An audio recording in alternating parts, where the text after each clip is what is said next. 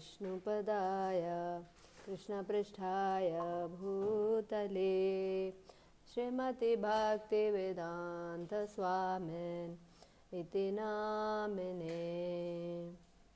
नमस्ते सरस्वती देवे गौरवाणी प्रचारिणे निर्विशेषा शून्यवादी पाश्चात्यदेशतारिणे। जय श्री कृष्ण चैतन्य प्रभु नित्यानंद श्री द्वैत गदाधर श्रीवासादि गौर भक्तवृंदा। जय श्री कृष्ण चैतन्य प्रभु नित्यानंद श्री अद्वैत गदाधर श्रीवासादि गौर भक्तवृंदा। हरे कृष्णा कृष्ण कृष्ण हरे हरे, हरे रामा राम राम हरे हरे। श्रीमद् भागवतम के प्रिय सुनिए। ओम नमो भगवते वासुदेवाय। ओम नमो भगवते वासुदेवाय। ओम नमो भगवते वासुदेवाय। नारायणं नमस्कृत्य नरं चैव नरोत्तमं देवीं सरस्वतीं व्यासं ततो जयम् उदीरयेत्। नष्टप्रायेषु भद्रेषु नित्यं भागवत सेवया भगवती उत्तमश्लोके भक्तिर्भवती नैष्ठिकी। कृष्णाय वासुदेवाय देवकी नंदनाय च नंदगोपकुमाराय गोविंदाय नमो नमः। ग्रंथराज श्रीमद् भागवतम की जय। जगत गुरु श्रील प्रभुपाद की जय। करेंगे फर्स्ट कैंटो के 3rd चैप्टर के 29th श्लोका से। ओके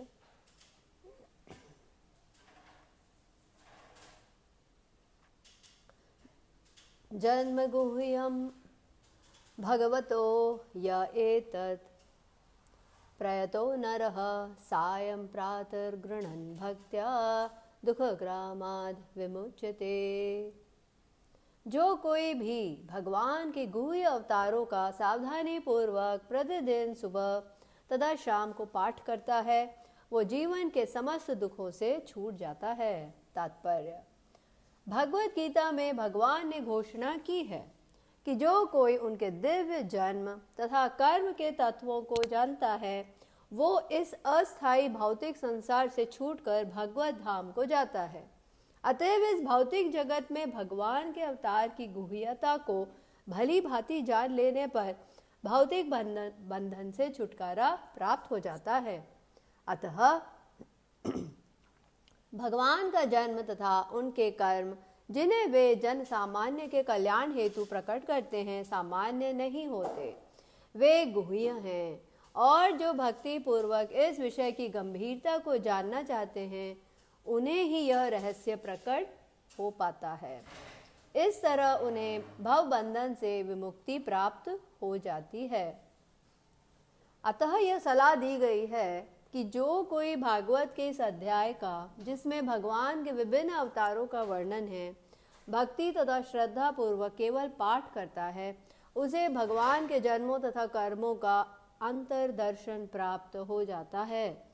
विमुक्ति शब्द इस बात का सूचक है कि भगवान का जन्म तथा उनके कर्म दिव्य हैं, अन्यथा मात्र उनका पाठ करने से किसी को मुक्ति प्राप्त नहीं हो सकती।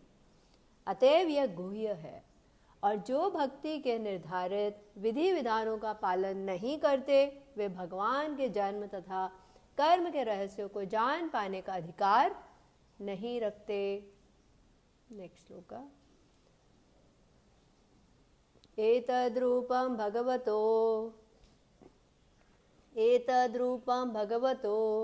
हि अरूपस्य चिदात्मनः माया गुणैर्विरचितं महदादिभिरात्मनिः। भगवान के विराट रूप की धारणा जिसमें वे इस भौतिक जगत में प्रकट होते हैं काल्पनिक है।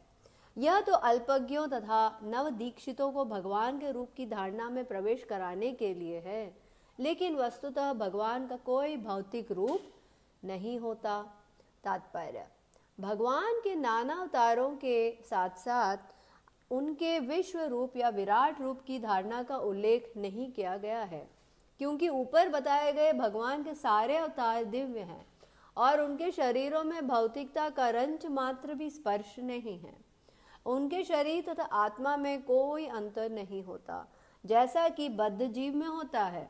विराट रूप की कल्पना तो केवल नवदीक्षित पूजकों के लिए है। उन्हीं के लिए भौतिक विराट रूप प्रस्तुत किया जाता है, जिसकी व्याख्या द्वितीय स्कंद में की जाएगी।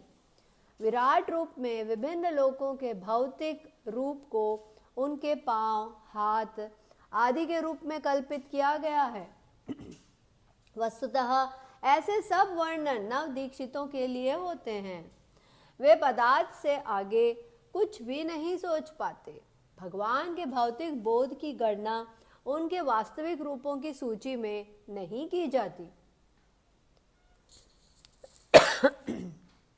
परमात्मा रूप में भगवान प्रत्येक भौतिक रूप के भीतर रहते हैं, यहाँ तक कि परमाणुओं के भी भीतर रहते हैं, लेकिन बाह्य भौतिक रूप तो भगवान एवं जीव दोनों के लिए कल्पना मात्र है। बद्ध जीवों के वर्तमान स्वरूप भी वास्तविक नहीं है। निष्कर्ष यह है कि भगवान के विराट रूप की धारणा काल्पनिक है। भगवान तथा जीव दोनों ही जीवंत आत्मा हैं और उनका मूल शरीर आध्यात्मिक चिन्मय है। नेक्स्ट श्लोक। यथा नभसि मेघौघो रेणुर्वा पार्थिवो अनिले एवं दृष्टि दृश्यत्वम् आरोपितम् अबुद्धिभिः। बादल तथा धूल वायु द्वारा ले जाए जाते हैं, लेकिन अल्पज्ञ लोग कहते हैं कि आकाश मेघाच्छादित है और वायु धूलिमय मलिन है। इसी प्रकार वे लोग आत्मा के विषय में भी भौतिक शरीर की धारणाओं का आरोपण करते हैं। तात्पर्य: यहाँ पर आगे और पुष्टि की गई है कि हम उन भगवान को अपने भौतिक नेत्रों तथा इंद्रियों से नहीं देख सकते, जो पूर्ण रूप से आत्मा है। यहाँ तक कि हम जीवों के भौतिक शरीर में विद्यमान आध्यात्मिक स्फुलिंग तक की पहचान नहीं कर पाते। हम शरीर के बाह्य आवरण या जीव के सूक्ष्म मन की तलाश तो करते हैं, लेकिन हम शरीर के भीतर का आध्यात्मिक स्फुलिंग नहीं देख पाते। अतएव हमें जीव के स्थूल शरीर की उपस्थिति के कारण जीव की उपस्थिति स्वीकारनी पड़ती है। इसी प्रकार जो लोग भगवान का दर्शन अपने वर्तमान भौतिक नेत्रों से या भौतिक इंद्रियों से करना चाहते हैं, उन्हें विराट रूप का ध्यान करने की सलाह दी जाती है। उदाहरणार्थ, जब कोई व्यक्ति अपनी कार में बैठकर कहीं जाता है जिसे आसानी से देखा जा सकता है, तो उस कार की पहचान उसमें बैठे व्यक्ति से की जाती है। जब राष्ट्रपति अपनी विशिष्ट कार में बैठकर कहीं जाता है तो हम कहते हैं वह रहा राष्ट्रपति। उस समय हम कार की पहचान राष्ट्रपति के साथ करते हैं। इसी प्रकार उन अल्पज्ञ व्यक्तियों को जो बिना जरूरी योग्यता के ईश्वर का तुरंत दर्शन करना चाहते हैं, उन्हें ऐसा दिखाया जाता है कि विशालकाय भौतिक ब्रह्मांड भगवान का रूप है, यद्यपि भगवान भीतर तथा बाहर सर्वत्र हैं। इस प्रसंग में आकाश के बादल तथा आकाश की नीलिमा का उदाहरण लिया जा सकता है। यद्यपि आकाश की नीलिमा तथा आकाश भिन्न भिन्न हैं, किंतु हम आकाश के रंग को नीला समझते हैं, परंतु ये तो केवल अल्पज्ञ की सामान्य धारणा है। नेक्स्ट श्लोक। अतः परम यद अव्यक्तम अव्यूढ़गुण ब्रह्मितम् अदृष्टा श्रुत वस्तुत्वात् सजीवो यत् पुनर्भवः। रूप की इस स्थूल अवधारणा से परे रूप की एक अन्य सूक्ष्म धारणा है जिसका कोई आकार नहीं होता और जो अनदेखा, अनसुना तथा अव्यक्त होता है। जीव का रूप इस सूक्ष्मता से परे है, अन्यथा उसे बारंबार जन्म न लेना पड़ता। तात्पर्य: जिस प्रकार स्थूल दृश्य जगत का विचार भगवान के विराट शरीर के रूप में किया जाता है, उसी प्रकार उनके सूक्ष्म शरीर की भी धारणा है, जिसे न तो देखा जा सकता है, न सुना या प्रकट किया जा सकता है, लेकिन वस्तुतः शरीर की यह समस्त स्थूल या सूक्ष्म अवधारणाएं जीवों से संबंधित होती हैं। जीव का अपना आध्यात्मिक रूप होता है, जो इस स्थूल भौतिक या सूक्ष्म मनोवैज्ञानिक अस्तित्व से परे होता है। जो ही जीव इस दृश्य स्थूल शरीर को त्याग देता है, त्यों ही स्थूल शरीर तथा मनोवैज्ञानिक क्रियाएं करना बंद कर देती हैं। वस्तुतः हम कहते हैं कि जीव चला गया, क्योंकि वो ना तो दिखता है ना ही सुनाई देता है। यहाँ तक कि जब जीव प्रगाढ़ निद्रा में होता है, तब स्थूल शरीर कार्य नहीं करता होता, तो हम यह जानते हैं कि श्वास लेने के कारण वो शरीर के भीतर है। अतएव जीव के देह से चले जाने मरने का यह अर्थ कदापि नहीं होता कि जीवात्मा का अस्तित्व ही नहीं है। वो यही होता है, अन्यथा पुनः पुनः जन्म क्यों होता। निष्कर्ष ये निकला कि भगवान अपने दिव्य रूप में नित्य विद्यमान रहते हैं, जो जीव के समान न तो स्थूल है न सूक्ष्म है। उनके शरीर की तुलना कभी भी जीव के स्थूल तथा सूक्ष्म शरीरों से नहीं की जा सकती। ईश्वर के शरीर की ऐसी सारी भवधारणाएं काल्पनिक हैं। जीव का अपना सनातन आध्यात्मिक रूप होता है, जो उसके भौतिक कल्मश के कारण ही बद्ध रहता है। नेक्स्ट श्लोक। यत्रे में सद असद रूपे प्रतिषिद्धे स्वसंविदा अविद्यात्मनि कृते इति तद ब्रह्म दर्शनम।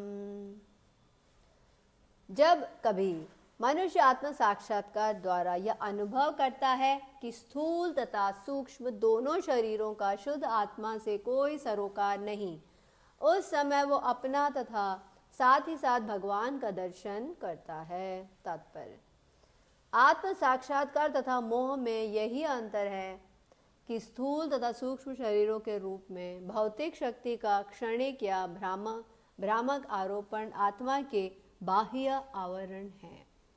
यह आवरण अविद्या से जनित हैं। ऐसे आवरण भगवान के व्यक्तित्व पर कभी प्रभावशाली नहीं होते। इसको भली भांति जान लेना ही मुक्ति या परमेश्वर का दर्शन है। इसका अर्थ यह होता है कि ईर्ष सदृश अर्थात आध्यात्मिक जीवन अपनाने से पूर्ण आत्म साक्षात्कार संभव हो पाता है।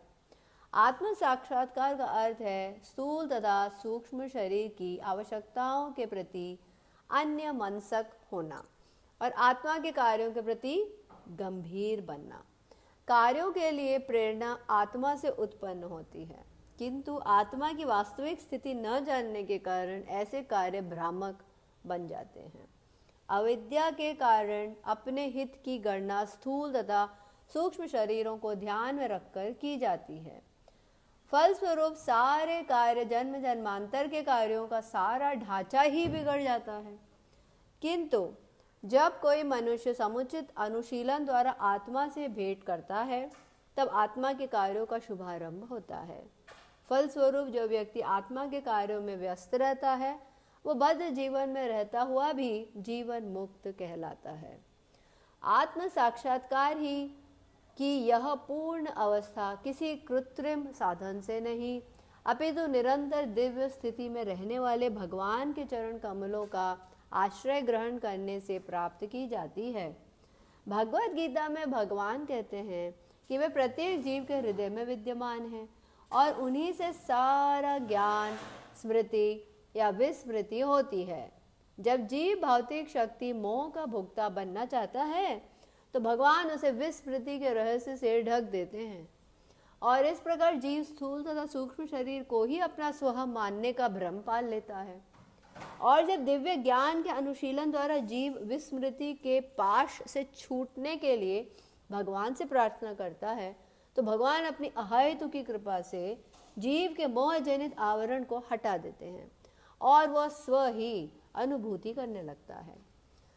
फिर वह बद्ध जीवन से छूटकर अपनी शाश्वत वैधानिक स्थिति में स्वयं को भगवान की सेवा में लगा लेता है। यह सब भगवान की बहिरंगा शक्ति के द्वारा या साक्षात अंतरंगा शक्ति के द्वारा संपन्न किया जाता है। नेक्स्ट श्लोक। यद एषो परता देवी माया वैशारदीमतिः संपन्न एवेति विदुर् महीम्नि स्वे महीयते। यदि माया का शमन हो जाता है और यदि भगवत कृपा से जीव ज्ञान से संपन्न हो जाता है, तो उसे तुरंत आत्म साक्षात्कार का प्रकाश प्राप्त होता है और वो अपनी महिमा में प्रतिष्ठित महिमा मंडित हो जाता है। तात्पर्य, चूंकि भगवान परम ब्रह्म हैं, अतएव उनके रूप, नाम, लीलाएं, गुण, पार्षद तथा शक्तियां उनसे अभिन्न हैं। उनकी दिव्य शक्ति उनकी सर्व शक्तिमत्ता के अनुसार कार्य करती है। वही शक्ति उनकी अंतरंगा, बहिरंगा तथा तटस्थ शक्तियों के रूप में कार्य करती है और वे अपनी सर्वशक्तिमत्ता के कारण इन तीनों शक्तियों में से किसी के भी द्वारा कुछ भी कर सकते हैं। वे अपनी इच्छा अनुसार बहिरंगा शक्ति को अंतरंगा शक्ति में बदल सकते हैं। इसीलिए भगवत कृपा से वो बहिरंगा शक्ति जो इसके इच्छुक जीवों को मोहने के काम में प्रयुक्त की जाती है, भगवान के इच्छा से बद्ध जीव के पश्चाताप तथा तपस्या के अनुपात में शमित होती है। फिर यही शक्ति शुद्ध हुए जीव को आत्म साक्षात्कार के पद पर अग्रसर होने में सहायक बनती है। इस प्रसंग में विद्युत शक्ति का दृष्टांत उपयुक्त होगा। निपुण विद्युत कर्मी एक ही विद्युत शक्ति को केवल समंजन के द्वारा गर्म करने तथा ठंडा करने के लिए काम में ला सकता है।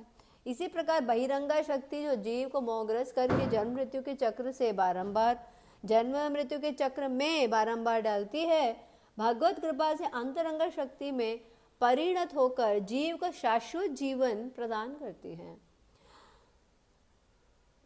जब जीव पर भगवान ऐसी कृपा करते हैं तो वो अपनी उपयुक्त स्वाभाविक स्थिति प्राप्त करके शाश्वत आध्यात्मिक जीवन का आनंद लेता है। नेक्स्ट श्लोक। एवं जन्मानि कर्माणि हि अकर्तुर् अजनस्य च वर्णयन्ति स्म कवयो वेदगुह्यानि हृत्पतेः। इस प्रकार विद्वान पुरुष उस अजन्मा तथा अकर्ता के जन्मों तथा कर्मों का वर्णन करते हैं जो वैदिक साहित्य के लिए भी ज्ञेय नहीं है। वे हृदयेश हैं। तात्पर्य, भगवान तथा जीव दोनों ही मूल रूप से आध्यात्मिक हैं, अतएव दोनों ही शाश्वत हैं और दोनों में से किसी का ना तो जन्म होता है ना मृत्यु। अंतर इतना ही है कि भगवान के तथाकथित जन्म तथा तिरोधान जीवों से भिन्न होते हैं। जन्म लेकर मरने वाले जीव प्रकृति के नियमों से बंधे हुए हैं, लेकिन भगवान का तथाकथित प्राकट्य तथा तिरोधान भौतिक प्रकृति का कर्म न होकर भगवान के अंतरंगा शक्ति का प्रदर्शन है। महान ऋषि मुनि इनका वर्णन आत्म साक्षात्कार के उद्देश्य से करते हैं। भगवद गीता में भगवान ने कहा है कि भौतिक जगत में उनके तथाकथित जन्म तथा कर्म सब दिव्य हैं। इन कर्मों का ध्यान करने से ही मनुष्य ब्रह्म का साक्षात्कार कर सकता है और भव बंधन से मुक्त हो जाता है। श्रुतियों का कथन है कि अजन्मा भी जन्म लेता प्रतीत होता है।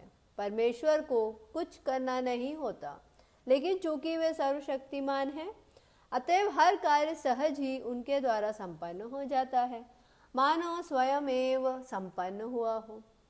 तथ्य तो यह है कि पूर्ण पुरुषोत्तम भगवान के प्राकट्य तथा तिरोधान एवं उनके विविध विविध कर्म, ये सभी वैदिक साहित्य के लिए भी परम गुह्य है। तो भी ये सब भगवान द्वारा बद्ध जीवों पर दया प्रदान करने के लिए प्रदर्शित किए जाते हैं। हमें भगवान के कर्मों के आख्यानों, लीलाओं से लाभ उठाना चाहिए, क्योंकि ये ब्रह्म का ध्यान करने के अत्यंत सुगम तथा रुचिकर साधन है। श्लोक। स वा इदं विश्वम् अमोघलीलः सृजति यवति अत्ति न सज्जते अस्मिन् भूतेषु चान्तर्हित आत्मतन्त्रः षड्वर्गिकं जिग्रति षड्गुणेशः। जिनके कर्म सदैव निष्कलुष होते हैं, वे भगवान 6 इंद्रियों के स्वामी हैं और 6 ऐश्वर्यों के साथ सर्वशक्तिमान हैं। वे दृश्य ब्रह्मांडों की सृष्टि करते हैं, उनका पालन करते हैं और रंच मात्र भी प्रभावित हुए बिना उनका संहार करते हैं। वे समस्त जीवों के भीतर विद्यमान रहते हैं और सदैव स्वतंत्र होते हैं। तात्पर्य: भगवान तथा जीवों के बीच का मुख्य अंतर यह है कि भगवान सृष्टा हैं और जीव सृष्ट है। यहाँ पर उन्हें अमोघ लीलः कहा गया है, जो इस बात का द्योतक है कि उनके सृजन में कुछ भी शोचनीय नहीं है। जो लोग उनकी सृष्टि में गड़बड़ी उत्पन्न करते हैं, वे स्वयं विचलित होते हैं। वे समस्त भौतिक संतापों से परे हैं, क्योंकि वे 6 ऐश्वर्यों अर्थात धन, शक्ति, यश, सौंदर्य, ज्ञान तथा त्याग से संपन्न है। इस प्रकार वे इंद्रियों के स्वामी हैं। उनके द्वारा इन दृश्य जगतों की सृष्टि उन जीवों के उद्धार के लिए की जाती है जो 3 प्रकार के क्लेशों से ग्रस्त हैं। वे उनका पालन करते हैं और समय आने पर किसी प्रकार से प्रभावित हुए बिना उनका संहार कर देते हैं। वे इस भौतिक सृष्टि से बाह्य रूप से उसी तरह संबंधित है जिस तरह किसी सुगंध युक्त पदार्थ से संबंधित हुए बिना कोई सुगंधी का सेवन करता है। अतएव ईशता हीन तत्व समस्त प्रयासों के बावजूद भगवान के पास तक नहीं पहुंच पाते।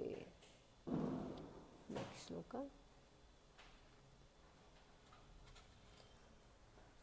न चाश कश्चिन् निपुणेन धातुर् अवैति जन्तुः कुमनीशौतिः नामानि रूपाणि मनोवचोभिः सन्तन्वतो नटचर्यामिवाज्ञः। मूर्ख मनुष्य अपने अल्प ज्ञान के कारण भगवान के रूपों, नामों तथा कर्मों के दिव्य प्रकृति को नहीं जान सकते, क्योंकि वे तो किसी नाटक में एक पात्र की तरह कार्य कर रहे होते हैं। न ही ऐसे मनुष्य अपने तर्क या अपनी वाणी द्वारा भी ऐसी बातों को व्यक्त कर सकते हैं। तात्पर्य: परम सत्य के दिव्य स्वभाव का कोई भी ठीक से वर्णन नहीं कर सकता।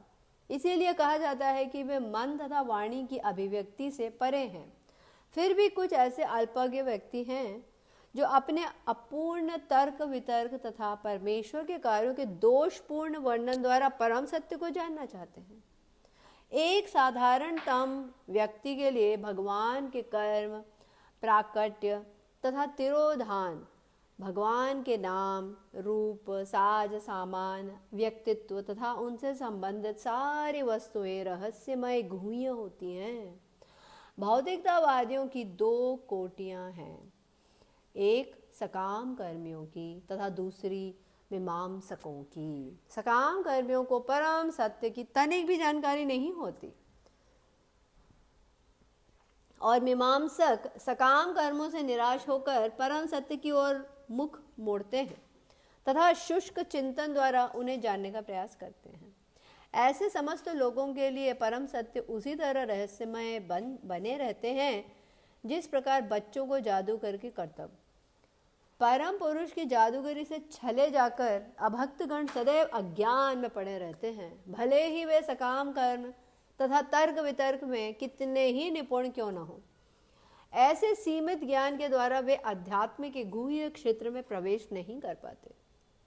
तर्कवादी सकाम कर्मियों से थोड़े बेहतर होते हैं, लेकिन वे भी मोह के चंगुल में रहने से यह मान लेते हैं कि जिस वस्तु में कोई रूप, नाम तथा कर्म हो वह भौतिक शक्ति से उत्पन्न है। ऐसे लोगों के लिए परमात्मा रूपहीन, नामहीन तथा कर्महीन है। और चूंकि ऐसे मीमांसक ज्ञानी भगवान के दिव्य नाम तथा रूप की बराबरी संसारी नामों तथा रूपों से करते हैं, अतः वे सचमुच अज्ञानी हैं। इतने अल्प ज्ञान से परम पुरुष की वास्तविक प्रकृति तक नहीं पहुंचा जा सकता। जैसा कि भगवद गीता में कहा गया है, भगवान सदैव यहाँ तक कि भौतिक जगत के भीतर रहते हुए भी दिव्य अवस्था में रहते हैं। लेकिन अज्ञानी व्यक्ति भगवान को विश्व की एक महान विभूति मानते हैं और इस प्रकार वे माया द्वारा भ्रमित होते रहते हैं। नेक्स्ट श्लोक। सवेद धातुः पदवीं परस्य दुरंत वीर्यस्य रथांगपाणेः यो मायया संततया अनुवृत्तया भजेत तत्पाद सरोजगंधम। जो बिना हिचक के अबाध रूप से अपने हाथों में रथ का चक्र धारण करने वाले भगवान के चरण कमलों की अनुकूल सेवा करता है, वही इस जगत के सृष्टा की पूर्ण महिमा, शक्ति तथा दिव्यता को समझ सकता है। तात्पर्य: केवल शुद्ध भक्ति ही सकाम कर्मों एवं मानसिक तर्क के फलों से मुक्त होने के कारण भगवान कृष्ण के दिव्य नाम तथा उनकी लीलाओं को समझ पाते हैं। इन शुद्ध भक्तों को भगवान की अनन्य भक्ति से कोई व्यक्तिगत लाभ नहीं प्राप्त करना होता। वे बिना हिचक के भगवान की अनन्य सेवा करते हैं। इस सृष्टि में प्रत्येक प्राणी प्रत्यक्ष अप्रत्यक्ष रूप से भगवान की सेवा कर रहा है। भगवान के इस नियम से कोई छूटा नहीं है। जो लोग भगवान के भ्रामक प्रतिनिधि द्वारा बाध्य होकर भगवान की अप्रत्यक्ष रूप से सेवा कर रहे हैं, वे भगवान के प्रतिकूल ढंग से सेवा करते हैं।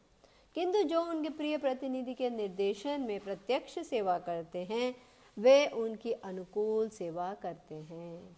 ऐसे अनुकूल सेवक भगवत भक्त ही होते हैं और वे भगवत कृपा से आध्यात्म के गुह्य क्षेत्र में प्रवेश कर पाते हैं।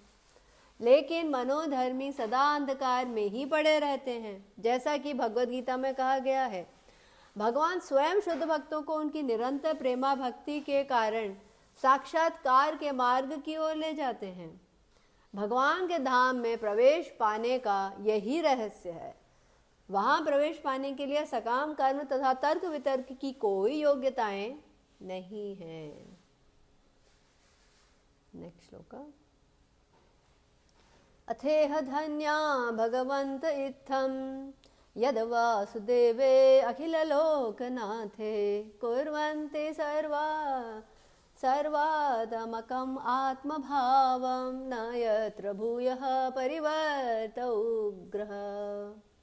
इस संसार में केवल ऐसी जिज्ञासाओं द्वारा ही मनुष्य सफल तथा पूर्णतः ज्ञात हो सकता है, क्योंकि ऐसी जिज्ञासाओं से अखिल ब्रह्मांडों के स्वामी भगवान के प्रति दिव्य आह्लादकारी प्रेम उत्पन्न होता है और जन्म मृत्यु की घोर पुनरावृत्ति से 100% प्रतिरक्षा की गारंटी प्राप्त होती है। तात्पर्य: यहाँ पर सूत गोस्वामी द्वारा शौनक आदि मुनियों की जिज्ञासाओं की प्रशंसा उनकी दिव्य प्रकृति के आधार पर की गई है। जैसा कि पहले कहा जा चुका है, केवल भगवत भक्ति ही उनको एक समुचित सीमा में जान पाते हैं, अन्य कोई नहीं जान पाता। अतः भगवत भक्तगण समस्त आध्यात्मिक ज्ञान से पूर्ण रूप से ज्ञात होते हैं। परम सत्य का अंतिम पड़ाव भगवान ही है।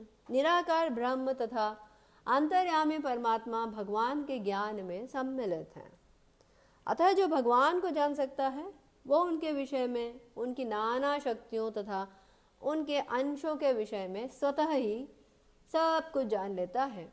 अतः भक्तों को परम भाग्यशाली सफल कहा गया है। भगवान का 100% भक्त जन्म मरण के चक्र के भयानक भौतिक तापों के प्रति निश्चेष्ट रहता है। नेक्स्ट श्लोक। इदं भागवतं नाम पुराणं ब्रह्म संहितम् उत्तम श्लोक चरितं चकार भगवान् ऋषिः निःश्रेयसाय लोकस्य धन्यं स्वस्ति अयनं महत्। यह श्रीमद् भागवत भगवान का साहित्य अवतार है जिसे भगवान के अवतार वेदव्यास ने संकलित किया है।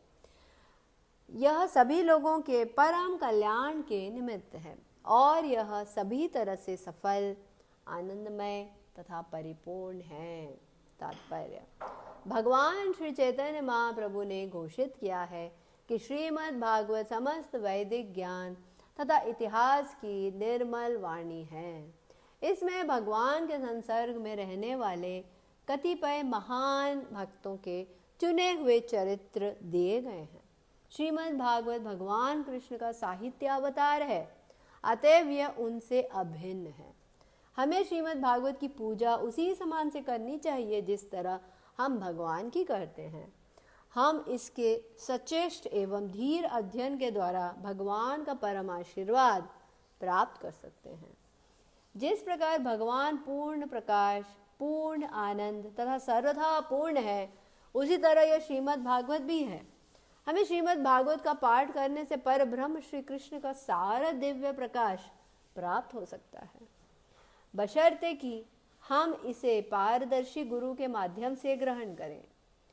पुरी में भगवान चैतन्य के दर्शनार्थ जितने लोग आते थे, उनसे महाप्रभु के निजी सचिव श्रील स्वरूप दामोदर गोस्वामी यही कहा करते थे कि किसी भक्त भागवत से ही भागवत का अध्ययन करना चाहिए। भक्त भागवत स्वरूप सिद्ध प्रामाणिक गुरु हैं और वांछित फल प्राप्त करने के लिए उन्हीं से भागवत की शिक्षा ग्रहण करनी चाहिए। भागवत के अध्ययन से वे सारे लाभ प्राप्त हो सकते हैं जो भगवान की साक्षात उपस्थिति से होते हैं। यह भगवान कृष्ण के उन समस्त आशीर्वादों को प्रदान करने वाला है जो भगवान के साक्षात संपर्क से मिल सकते हैं। हरि बोल। तद इदं ग्राहयामास सुतम आत्मवतां वरम सर्ववेदेतिहासानां सारं समुद्धृतम्। स्वरूप सिद्धों में अत्यंत सम्माननीय श्री व्यासदेव ने समस्त वैदिक वांग्मय तथा ब्रह्मांड के इतिहासों का सार निकालकर इसे अपने पुत्र को प्रदान किया। तात्पर्य। अल्पज्ञ लोग संसार के इतिहास को केवल बुद्ध के समय से अर्थात 600 ईपू से मानते हैं और मतलब this is I think before Christ, BC 600 BC से मानते हैं और इस काल के पूर्व शास्त्रों में उल्लिखित सारी इतिहासों को वे मात्र काल्पनिक कथाएं मानते हैं। यह तथ्य नहीं है। पुराणों में तथा महाभारत आदि में वर्णित सारी कथाएं वास्तविक इतिहास हैं जो न केवल इस लोक से अपितु इस ब्रह्मांड के लाखों अन्य लोकों से संबंधित है। ऐसे लोगों को कभी कभी इस जगत से परे अन्य लोकों का इतिहास अविश्वसनीय जान पड़ता है, लेकिन शायद वे ये जानते नहीं कि विभिन्न ग्रह सभी प्रकार से एक समान नहीं हैं। अतएव अन्य ग्रहों के कुछ ऐतिहासिक तथ्य इस ग्रह के तथ्यों से मेल नहीं खाते। विभिन्न लोकों की भिन्न भिन्न स्थिति तथा काल एवं परिस्थितियों पर विचार करने पर पुराणों की कहानियों में न तो कोई विचित्रता दिखेगी, न ही वे काल्पनिक लगेगी। हमें यह कहावत सदैव स्मरण में रखनी चाहिए कि एक व्यक्ति का भोजन किसी दूसरे का काल कवल बन सकता है। अतएव हमें चाहिए कि पुराणों की कहानियों तथा इतिहासों को काल्पनिक कहकर उनका तिरस्कार न करें। व्यास जैसे महर्षियों को अपने साहित्य में काल्पनिक कथाएं रखने से क्या मिलने वाला था? श्रीमद् भागवत में विभिन्न लोकों के इतिहासों से चुने हुए ऐतिहासिक तथ्यों का चित्रण किया गया है। इसीलिए समस्त अध्यात्मवादी इसे महापुराण के रूप में स्वीकार करते हैं। इन इतिहासों की विशिष्टता यह है कि ये सब विभिन्न कालों तथा परिवेशों में भगवान की लीलाओं से संबंधित हैं। श्री सुखदेव गोस्वामी स्वरूप सिद्ध व्यक्तियों में सर्वोपरि हैं और उन्होंने अपने पिता व्यासदेव से इस विषय को ग्रहण किया। श्रील व्यासदेव परम विद्वान हैं। उन्होंने श्रीमद् भागवत की विषय वस्तु को अत्यंत महत्वपूर्ण समझकर सर्वप्रथम अपने महान पुत्र श्री सुखदेव गोस्वामी को प्रदान किया। इसकी तुलना दूध की मलाई से की गई है। वैदिक वांग्मय मानो ज्ञान का क्षीर सागर है। जिस प्रकार नवनीत दुग्ध का सर्वाधिक स्वादिष्ट तत्व होता है, उसी तरह यह श्रीमद् भागवत भी है, क्योंकि इसमें भगवान तथा उनके भक्तों के कार्यकलापों के अत्यंत सुस्वादु उपदेशात्मक तथा प्रामाणिक विवरण मिलते हैं। किंतु यदि नास्तिकों तथा व्यवसायी वाचकों से भागवत सुनी जाए तो जन सामान्य के लिए भागवत का व्यापार करते हैं। जो जन सामान्य के लिए भागवत का व्यापार करते हैं तो उससे कोई लाभ नहीं होता। श्री सुखदेव गोस्वामी को भागवत इसीलिए प्रदान की गई थी क्योंकि उन्हें भागवत का व्यवसाय नहीं करना था। उन्हें इस व्यापार से परिवार का भरण पोषण नहीं करना था। इसलिए श्रीमद् भागवत को सुखदेव के ऐसे प्रतिनिधि से ग्रहण करना चाहिए जो संन्यास आश्रम में हो और जिस पर परिवार का बोझ ना हो। दूध सचमुच उत्तम एवं पोषक होता है, किंतु जब कोई सर्प मुंह से इसका स्पर्श कर देता है तो यह पोषक नहीं रह जाता, उल्टे यह मृत्यु का कारण बन जाता है। इसी तरह जो लोग दृढ़ता से वैष्णव परंपरा में नहीं लगे हैं, उन्हें ना तो भागवत का व्यापार करना चाहिए और ना अनेक श्रोताओं के आध्यात्मिक मृत्यु का कारण बनना चाहिए। भगवत गीता में भगवान कहते हैं कि समस्त वेदों का उद्देश्य उन्हें कृष्ण को जानना है और श्रीमद् भागवत तो संचित ज्ञान रूप साक्षात श्री कृष्ण है। अतः यह समस्त वेदों का नवनीत सार है और इसमें श्री कृष्ण से संबंधित समस्त कालों के ऐतिहासिक तथ्य भरे हैं। वस्तुतः यह समस्त इतिहासों का सार है।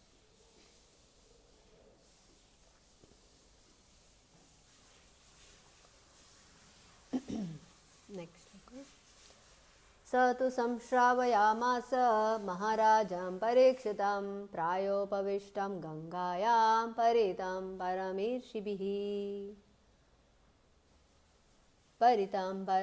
परम ऋषिभिः। व्यासदेव के पुत्र सुखदेव गोस्वामी ने अपनी पारी में महाराज परीक्षित को भागवत सुनाई तो जो तब निर्जल तथा निराहार रहकर मृत्यु की प्रतीक्षा करते हुए गंगा नदी के तट पर ऋषियों से घिरे बैठे हुए थे। तात्पर्य, सारे दिव्य संदेश शिष्य परंपरा की श्रृंखला से उचित ढंग से प्राप्त किए जाते हैं। यह शिष्य श्रृंखला परंपरा कहलाती है। जब तक भागवत को या अन्य किसी वैदिक ग्रंथ को परंपरा पद्धति से ग्रहण नहीं किया जाता है, तब तक उसे प्रामाणिक नहीं माना जाता। व्यासदेव ने यह संदेश सुखदेव गोस्वामी को प्रदान किया और सुखदेव गोस्वामी से इसे सूत गोस्वामी ने प्राप्त किया। अतः भागवत का संदेश सूत गोस्वामी या उनके प्रतिनिधि से ही प्राप्त करना चाहिए, किसी अप्रासंगिक व्याख्याकार से नहीं। महाराज परीक्षित को अपनी मृत्यु की सूचना समय से प्राप्त हो गई थी, अतः उन्होंने अपना राज्य तथा परिवार छोड़ दिया और आमरण उपवास करते हुए वे गंगा के किनारे जा बैठे। उनकी राजसी स्थिति के कारण सारे ऋषि मुनि चिंतक योगी आदि वहां पहुंच गए। उन सबों ने उन्हें उनके तात्कालिक कर्तव्य के बारे में कई सुझाव दिए और अंत में यह तय हुआ कि वे सुखदेव गोस्वामी से भगवान कृष्ण के विषय में सुने। इस प्रकार उन्हें भागवत की कथा सुनाई गई। मायावादी दर्शन के उपदेशक तथा परब्रह्म के निर्गुण रूप के समर्थक श्रीपाद शंकराचार्य ने भी संस्तुति की है कि मनुष्य को भगवान श्री कृष्ण के चरण कमलों की शरण ग्रहण करनी चाहिए। क्योंकि वाद विवाद करने से किसी लाभ की आशा नहीं है। उन्होंने अप्रत्यक्ष रूप में यह स्वीकार किया कि वेदांत सूत्र की उन्होंने जो अलंकारमयी व्याकरणिक व्याख्या की है उससे मृत्यु के समय कोई सहायता नहीं मिल सकती। आसन्न मृत्यु के निर्णायक समय पर मनुष्य को गोविंद नाम का जप करना चाहिए। यही सभी बड़े बड़े आध्यात्मवादियों का कहना है। बहुत काल पूर्व सुखदेव गोस्वामी ने इस सत्य का कथन किया कि अंत समय में मनुष्य को नारायण का स्मरण करना चाहिए। यही समस्त आध्यात्मिक कार्यों का सार है। इसी शाश्वत सत्य के पालन हेतु महाराज परीक्षित ने श्रीमद् भागवत सुना और सुयोगी सुखदेव गोस्वामी ने उन्हें इसे सुनाया। भागवत संदेश के वक्ता तथा श्रोता दोनों ही एक ही माध्यम से मुक्ति पा गए। नेक्स्ट श्लोक। कृष्णे स्वधामोपगते धर्म ज्ञानादिभिः सह कलौ नष्ट दृशामेश पुराणार्को अधुनोदितः। यह भागवत पुराण सूर्य के समान तेजस्वी है और धर्म ज्ञान आदि के साथ कृष्ण द्वारा अपने धाम चले जाने के बाद ही इसका उदय हुआ। जिन लोगों ने कलयुग में अज्ञान के गहन अंधकार के कारण अपनी दृष्टि खो दी थी उन्हें इस पुराण से प्रकाश प्राप्त होगा। तात्पर्य: भगवान श्री कृष्ण का अपना शाश्वत धाम है जहाँ वे अपने पार्षदों तथा साथ सामग्री के साथ नित्य भोग करते रहते हैं। उनका नित्य धाम उनके अंतरंगा शक्ति की अभिव्यक्ति है, जबकि भौतिक संसार उनकी बहिरंगा शक्ति की अभिव्यक्ति है। जब वे भौतिक जगत में आते हैं तो वे अपनी अंतरंगा शक्ति में संपूर्ण साथ सामग्री का प्रदर्शन करते हैं, जिसे आत्म माया कहते हैं। भगवद गीता में भगवान कहते हैं कि वे अपनी शक्ति आत्म माया द्वारा नीचे उतरते हैं। अतः उनका रूप, नाम, यश, साथ सामग्री, धाम आदि भौतिक सृजन नहीं है। वे पतित जीवों के उद्धार हेतु तथा धर्म के सिद्धांतों की स्थापना के लिए अवतरित होते हैं, जिनका वे स्वयं प्रदर्शन करते हैं। ईश्वर के अतिरिक्त कोई भी धर्म के सिद्धांतों की स्थापना नहीं कर सकता। या तो वे या उनके द्वारा शक्ति संचारित किया गया सुयोग्य व्यक्ति ही धर्म की संहिता का नियमन कर सकता है। वास्तविक धर्म का अर्थ है ईश्वर को जानना, ईश्वर के साथ अपने संबंध को तथा उनके प्रति अपने कर्तव्य को जानना, और जब यह भौतिक शरीर छूटे तो अपने अंतिम गंतव्य को जान लेना। माया के पाश में बंधे बद्ध जीव बड़ी ही मुश्किल से जीवन के इन सिद्धांतों को जान पाते हैं। उनमें से अधिकांश पशुओं की तरह खाने, सोने, अपनी रक्षा तथा मैथुन में लगे रहते हैं। वे अधिकांशतया धार्मिकता, ज्ञान या मोक्ष के नाम पर इंद्रिय भोग में लगे रहते हैं। इस कलह प्रधान कलयुग में तो वे और भी अंधे बन चुके हैं। कलयुग में सारी जनता पशुओं का राजसी संस्करण बनी हुई है। उन्हें आध्यात्मिक ज्ञान या दैवी धार्मिक जीवन से कोई सरोकार नहीं। वे इतने अंधे हैं कि उन्हें सूक्ष्म मन, बुद्धि या अहंकार के आगे कुछ भी नहीं दिखता, लेकिन वे ज्ञान, विज्ञान तथा भौतिक संपन्नता में प्रगति के प्रति अत्यंत गर्व का अनुभव करते हैं। वे इस शरीर को त्यागने के बाद कुकर या शूकर बनने के लिए भी तैयार हैं, क्योंकि उन्होंने जीवन के चरम लक्ष्य को दृष्टि से ओझल कर रखा है। भगवान श्री कृष्ण कलयुग का प्रारंभ होने से कुछ काल पूर्व हमारे समक्ष प्रकट हुए थे और कलयुग के प्रारंभ होते ही वे अपने दिव्य धाम को वापस चले गए।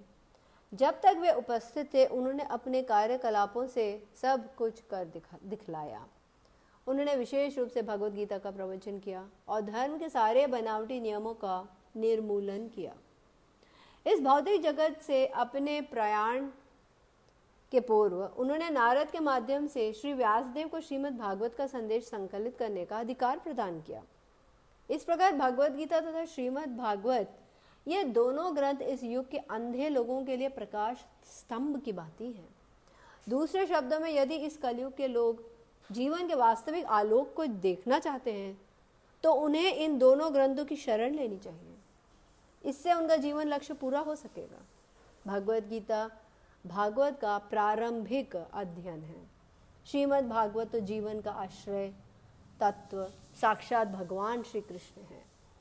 अतः हमें चाहिए कि श्रीमद् भागवत को भगवान श्री कृष्ण का प्रत्यक्ष प्रतिनिधित्व करता हुआ माने। जो श्रीमद् भागवत को देख सकता है वो साक्षात श्री कृष्ण को देख सकता है, वे अभिन्न हैं। हरि बोल।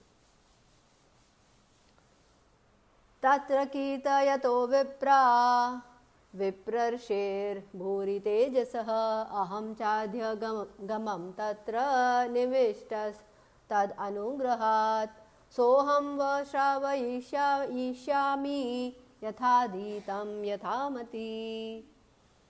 हे विद्वान ब्राह्मणों, जब सुखदेव गोस्वामी ने वहाँ पर महाराज परीक्षित की उपस्थिति में भागवत सुनाया तो मैंने अत्यंत ध्यानपूर्वक सुना और इस तरह उनकी कृपा से मैंने उन महान शक्ति संपन्न ऋषि से भागवत सीखा। अब मैं तुम लोगों को वही सब सुनाने का प्रयत्न करूँगा जो मैंने उनसे सीखा तथा जैसा मैंने आत्मसात किया। तात्पर्य, यदि किसी ने सुखदेव गोस्वामी जैसे स्वरूप सिद्ध महात्मा से भागवत सुना है तो उसे भागवत के पृष्ठों में भगवान श्री कृष्ण के प्रत्यक्ष दर्शन हो सकते हैं। लेकिन यदि कोई चाहे कि वो किसी ऐसे व्यर्थ के किराए के कथावाचक से भागवत सीख सकेगा जिसके जीवन का उद्देश्य ऐसे कथावाचन से कुछ धन कमाकर उसे विषय भोग में लगाना है, तो वैसा संभव नहीं है। जो व्यक्ति काम भोग में लगे हुए मनुष्य का संग करता है वो श्रीमद् भागवत सीख नहीं सकता है। भागवत के समझने का यही रहस्य है। ना ही ऐसे व्यक्ति से भागवत समझा जा सकता है जो अपने संसारी पांडित्य से भागवत की व्याख्या करता हो। यदि कोई भागवत के पृष्ठों में श्री कृष्ण का दर्शन करना चाहता है तो उसे सुखदेव गोस्वामी के किसी प्रतिनिधि से ही भागवत समझना होगा, अन्य किसी से नहीं। यही एकमात्र विधि है तथा इसका कोई और विकल्प नहीं है। सूत गोस्वामी सुखदेव गोस्वामी के प्रामाणिक प्रतिनिधि हैं क्योंकि वे उस संदेश को प्रस्तुत करना चाहते हैं जिसे उन्होंने विद्वान ब्राह्मण से प्राप्त किया था। सुखदेव गोस्वामी ने भागवत को उसी रूप में प्रस्तुत किया जिस रूप में उन्होंने अपने महान पिता से सुना था। उसी तरह सूत गोस्वामी भी भागवत को उसी रूप में प्रस्तुत कर रहे हैं जिस रूप में उन्होंने सुखदेव गोस्वामी से सुना था। केवल सुनना ही काफी नहीं, मनुष्य को चाहिए कि ध्यान पूर्वक मूल तत्व को आत्मसात करें। निविष्ट शब्द बताता है कि सूत गोस्वामी ने भागवत के रस को अपने कानों से पिया। भागवत को ग्रहण करने की वास्तविक विधि यही है। मनुष्य को चाहिए कि वास्तविक व्यक्ति से अत्यंत सावधानी से सुने, तभी उसे हर पृष्ठ में भगवान श्री कृष्ण की उपस्थिति की अनुभूति हो सकती है। यहाँ पर भागवत को ग्रहण करने के रहस्य का उल्लेख किया गया है। जिसका मन शुद्ध नहीं है वो सावधानी से नहीं सुन सकता। जो कर्म में शुद्ध नहीं है उसका मन शुद्ध नहीं हो सकता। जो आहार शयन रक्षा तथा मैथुन में शुद्ध नहीं है वो कर्म में भी शुद्ध नहीं होगा। लेकिन यदि कोई सही व्यक्ति से ध्यान पूर्वक सुनता है तो भागवत के प्रारंभिक पृष्ठों में ही उसे भगवान श्री कृष्ण के दर्शन अवश्य ही हो सकते हैं। इस प्रकार श्रीमद् भागवत के प्रथम स्कंद के अंतर्गत समस्त अवतारों के स्रोत कृष्ण नामक तृतीय अध्याय के भक्ति वेदांत तात्पर्य पूर्ण हुए। हरि बोल। चैप्टर 4 श्री नारद का प्राकट्य।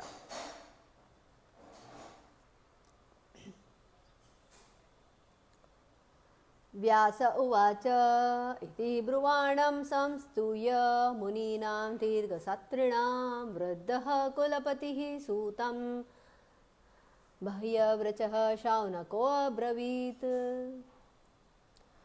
सूत गोस्वामी को इस प्रकार बोलते देखकर दीर्घकालीन यज्ञोत्सव में लगे हुए समस्त ऋषियों में विद्वान तथा वयोवृद्ध अग्रणी शौनक मुनि ने सूत गोस्वामी को निम्न प्रकार संबोधित करते हुए बधाई दी।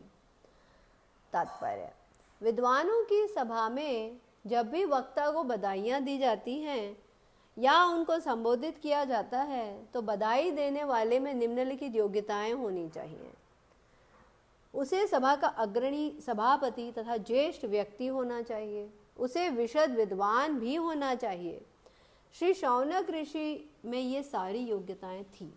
अतः जब श्री सूत गोस्वामी ने श्रीमद् भागवत को उसी रूप में सुनाने की इच्छा व्यक्त की जिस रूप में उन्होंने सुखदेव गोस्वामी से सुना था तथा स्वयं भी उसे आत्मसात किया था, तो श्री शौनक जी उन्हें बधाई देने के लिए खड़े हुए। आत्म अनुभूति का यह अर्थ नहीं होता कि गर्व के कारण पूर्ववर्ती आचार्य का उल्लंघन करके कोई अपनी विद्वत्ता का प्रदर्शन करे। उसे पूर्ववर्ती आचार्य पर पूरा विश्वास होना चाहिए और साथ ही साथ उसे विषय का ऐसा उत्तम ज्ञान होना चाहिए कि वो किसी विशिष्ट अवसर पर उस विषय को उपयुक्त ढंग से प्रस्तुत कर सके। विषय के मूल उद्देश्य का पालन होना चाहिए। खींचतान कर उसका कोई दुर्बोध अर्थ नहीं निकालना चाहिए, अपितु श्रोताओं को समझाने के लिए उसे रोचक ढंग से प्रस्तुत करना चाहिए। इसे आत्मसात करना कहा जाता है। सभा के अगुआ शौनक ने वक्ता श्री सूत गोस्वामी के महत्व का यथाधीतम तथा यथामति कहकर अनुमान लगा लिया था। अतः परम प्रसन्न होकर वे उन्हें बधाई दे रहे थे। ऐसे व्यक्ति से कभी नहीं सुनना चाहिए जो मूल आचार्य का प्रतिनिधित्व न करता हो। अतः वे सभा में वक्ता तथा श्रोता दोनों ही प्रामाणिक थे।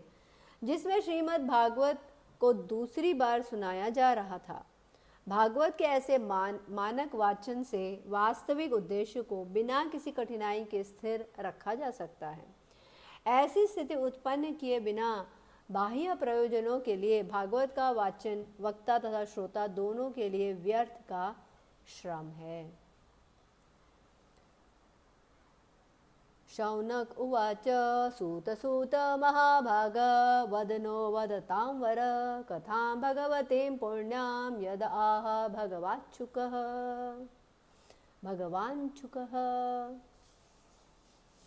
शौनक ने कहा, हे सूत गोस्वामी, जो बोल सकते हैं तथा सुन सकते हैं उन सबों में आप सर्वाधिक भाग्यशाली तथा सम्माननीय हैं।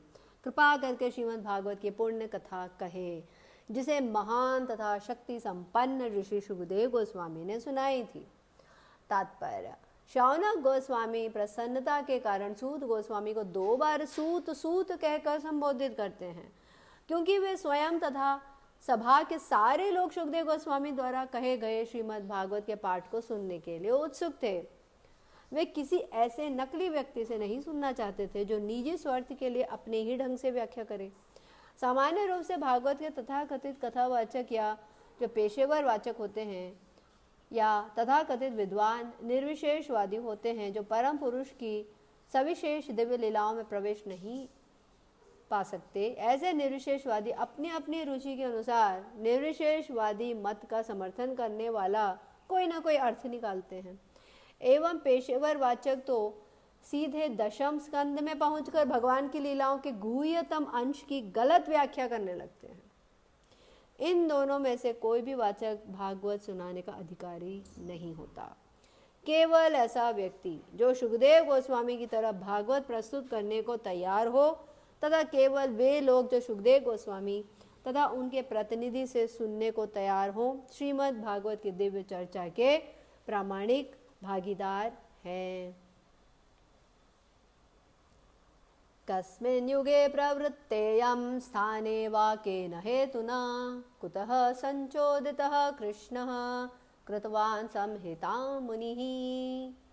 यह कथा सर्वप्रथम किस युग में तथा किस स्थान में प्रारंभ हुई और किस कारण इसे प्रारंभ किया गया? महामुनि कृष्ण द्वैपायन व्यास ने इस साहित्य ग्रंथ को संकलित करने की प्रेरणा कहाँ से प्राप्त की? तात्पर्य: चूंकि श्रीमद् भागवत श्रील व्यासदेव की विशिष्ट कृति है, अतः विद्वान शौनक मुनि अनेक प्रकार के प्रश्न कर रहे हैं। उन्हें ज्ञात था कि श्रील व्यासदेव अल्पज्ञ स्त्रियों, शूद्रों तथा द्विज परिवारों के पतित जनों को समझाने के लिए वेदों से लेकर महाभारत तक की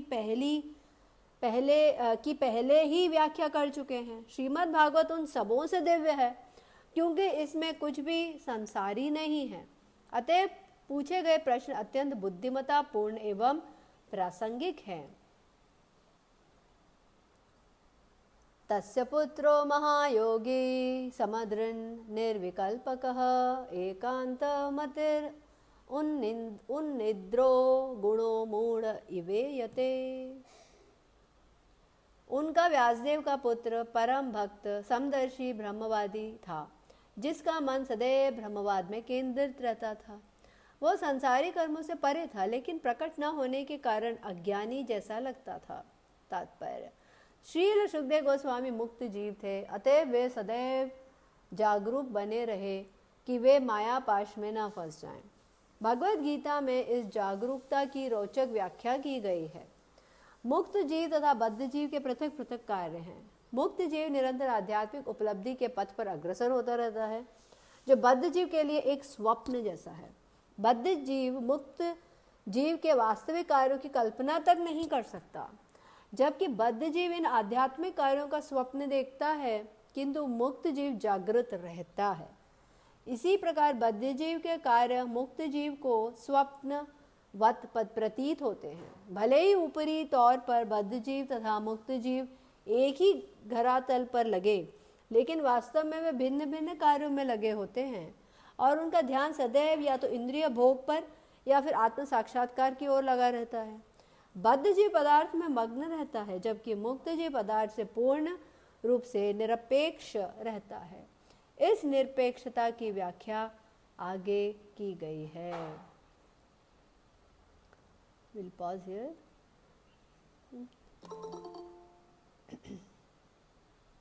वाञ्छाकल्पतरुभ्यश्च कृपा सिन्धुभ्य एव च पतितानां पावनेभ्यो वैष्णवेभ्यो नमो नमः। ग्रंथराज श्रीमद् भागवतम की जय। जगत गुरु श्री प्रभुपाद की जय।